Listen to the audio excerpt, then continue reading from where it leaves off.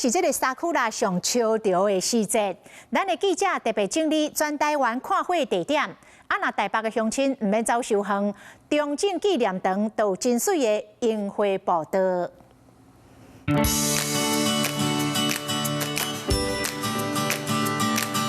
各种色水樱花开甲满满是28的年假，想要赏樱花，唔免走遐远，地点伫台北市中心就看得到。想好要去哪里玩了吗？在我的背后是大家熟悉的中正纪念堂，而在它的背后，我们带您看赏樱秘境。在这里有一整条浪漫的樱花步道，吸引不少游客朝圣。第一次来，感觉蛮适合散步的，蛮漂亮的，这样子就还是蛮推荐大家可以来散步。你们是从哪边来的？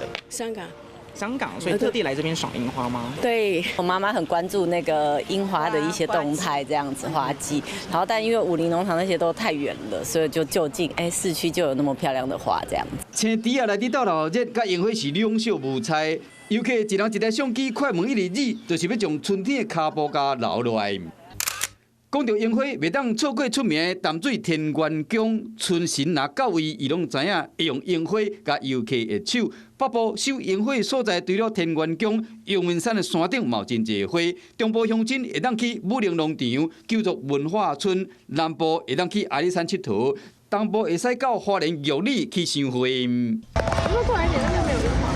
樱花开甲遮水，人嘛会装个水水，翕相起来是人水花嘛水。这里可以玩游乐设施，然后樱花又满开，然后还可以体验汉服，真的是太值得了。全台拢有樱花通游赏，爱把好天气，邀请乡亲去赏花，加添假日的趣味。Hello， 我是易景，想要抢先掌握最及时的新闻资讯吗？赶快订阅、按赞、开启小铃铛，锁定华视新闻的 YouTube 频道。